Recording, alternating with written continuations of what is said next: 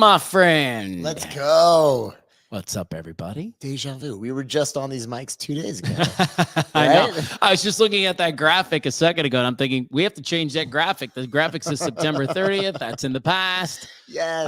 But wow, what an incredible, fun thing for us to experience being live from that Lululemon store in Scottsdale Fashion Square over the weekend. It was fun. Yeah, that was a blast. Yeah, man. Yeah, and just people cruising into and out of the store, getting ready for the Lululemon 10K.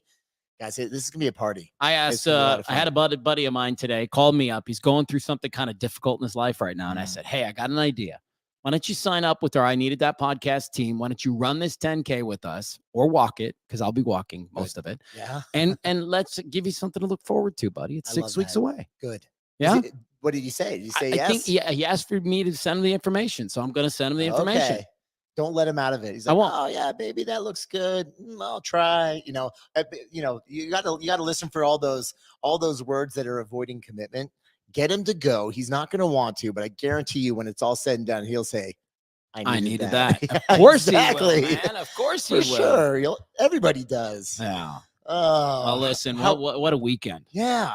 I'm still coming off of just the excitement and the glow. Yeah, it's a ton of fun, man. How about you? Yeah, for sure. We had I really enjoyed it. And then the whole team went to Sauce after in Old Town Scottsdale. We all chewed on some cauliflower crust pizza. Yeah, that's good. It was awesome. That's amazing. We got to see Odette in person. She's our podcast manager, but she lives in California. So I think it was the first time we'd ever seen her in person. Yeah, guys, how funny is this? So we've been doing this podcast for almost a year now, and we just met our podcast manager in person 2 days ago. How amazing is the virtual world, right? Because it's funny. That is so 2023. It totally is. Yeah. Right? After the pandemic, dude, everybody works from Georgia, Minnesota, New Jersey. It's like, hey, so where's your office? What office? What office? Everyone just works at home from around the world, Good morning to Jennifer. Good morning to Tina. What's up to Julian? Bonjour, friends. You got Michelle is in the house. What's up, Michelle? And Florcita, what a beautiful name. Yeah. Yeah, she's in that with the name like that. I'm wondering, Florcita, where are you listening from? Florcita Roqueria. It's beautiful. Man. Yeah, it is. That's cool. But yeah, then we went on. We left Sauce that day. We went home. We regrouped. We hit the ice that night. The team won. Nice little victory. Congratulations! 5-2. And you guys are on fire. We are kind of on fire right now. You're undefeated. We are not. We have one loss. We have one loss. We're second place in the division. Our stats are strong. Our team's playing really well. I'm very happy with them.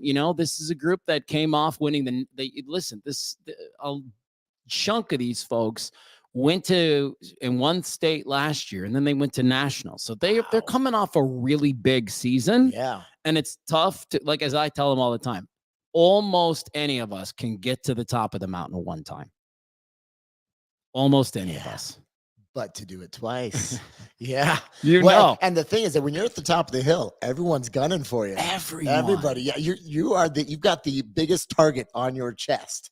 All of you guys.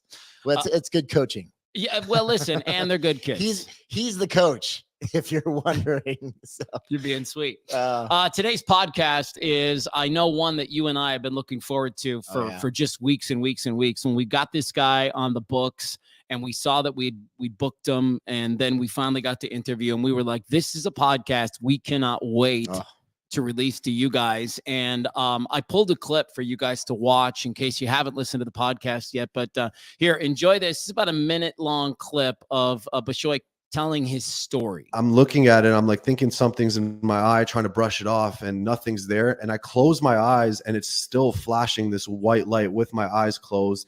And then all of a sudden, this huge gush rushes down my entire body. I'm thinking I'm having a heart attack, a panic attack, or a stroke or something. I've never had anything that I've experienced anything like that. So I call one of my friends, and I'm like, yo, I think I'm having a heart attack. Come by, or call 911, because I was worried that if I passed out, the paramedics wouldn't be able to knock on my door or get through to my door. So I called my friend first, let him know what was happening.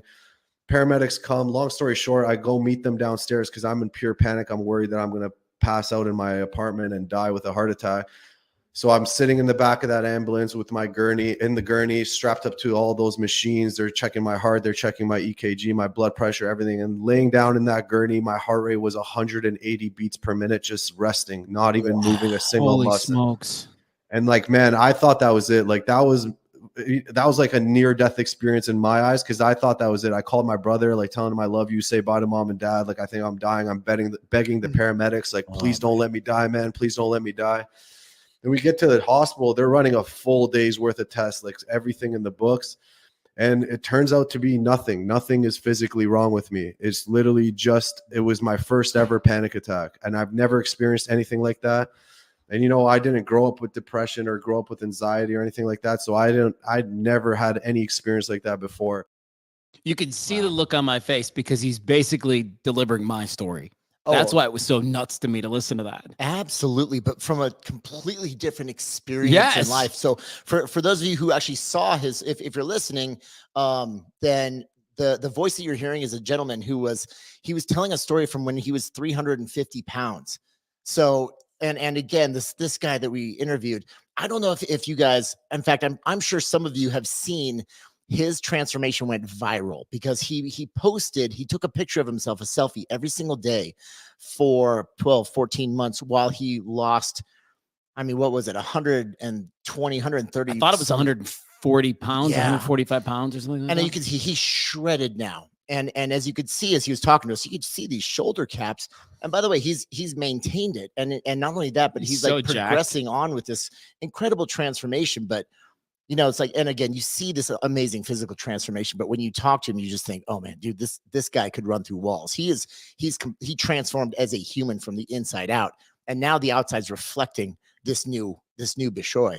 But man, one of the most powerful conversations and interviews I think we've ever had. I'll tell you that there's one moment that really got me, and I think it got you too. And we'll show you this clip really quick here because I would love just to talk about it for a second. Watch this. Well, the way I view guilt is a little differently, man. I view guilt as like a blessing because it is your inherent biological self or your mind or some sort of higher being telling you that what you're doing is not living in accordance with your life standard. And so for me, guilt is not a bad thing. You should feel guilty about the things that. So let's talk about that, man. I mean, because we really didn't download too much on it. I had never been presented guilt that way. No. And in my world, and I'm going to make an assumption, it's probably the same as in yours. Guilt, shame fuels the addiction cycle. And so there's all this work in removing the guilt from it.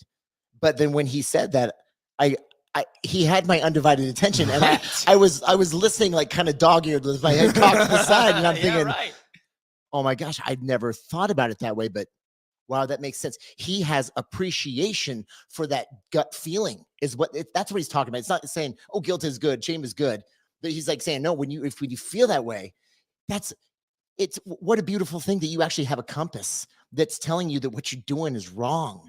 What if you actually listen to it?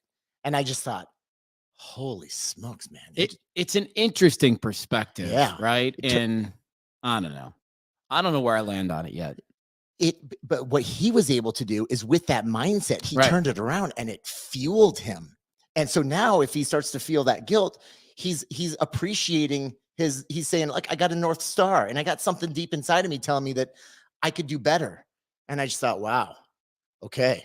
I mean, there's a reason why this guy can run through walls now. He's completely changed his mindset. He did a lot of the mental work around it. Yeah, because in our world, you're right. We always say, like, there's no use for guilt. There's no use for shame. There's no use for fear. Like, they're all just like emotions that usually catapult us into places that aren't positive. Well, absolutely. And that reframe of, well, hold on a second. Maybe the body's giving you a feeling you should pay attention to. Maybe you should feel bad about the fact that you did that. You didn't do that. You wanted to do this and you didn't do that. I don't know. It's really interesting. And here's what I know. If that lands with you, great. Yeah, take it and run with it. Take it and run with it. Absolutely.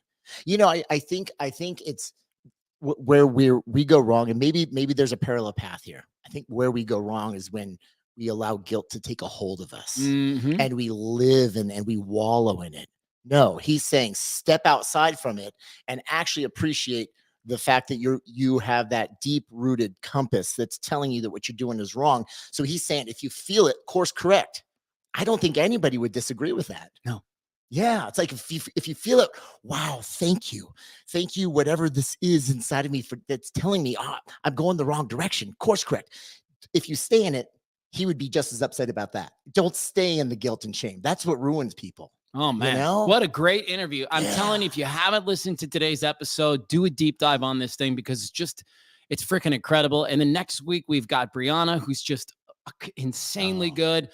We hope that you guys are enjoying these transformation stories. We hate to cut you short today, but we have to bug out because we are about to do another transformation story with this guy named Baj. Baj, man. I mean, Large Baj is what he calls himself. Story. He's a young kid, and he's hustling, man. And he's getting after it, and he's completely changed himself. I mean, over the matter of 12 months, he completely transformed his life. I'm excited to interview him because he seems like a real spark plug. I want to put it that way. That's a great word. It's going to be a lot of fun. All right. Well, Julian, Ellen, Jennifer, Jackie, Diana, Heidi, everybody watching, thank you guys so much. Have a beautiful rest of your Monday. We're sorry today is so short, but next week we'll be back with another live. See you then. Okay, guys. Take care. See ya. Bye.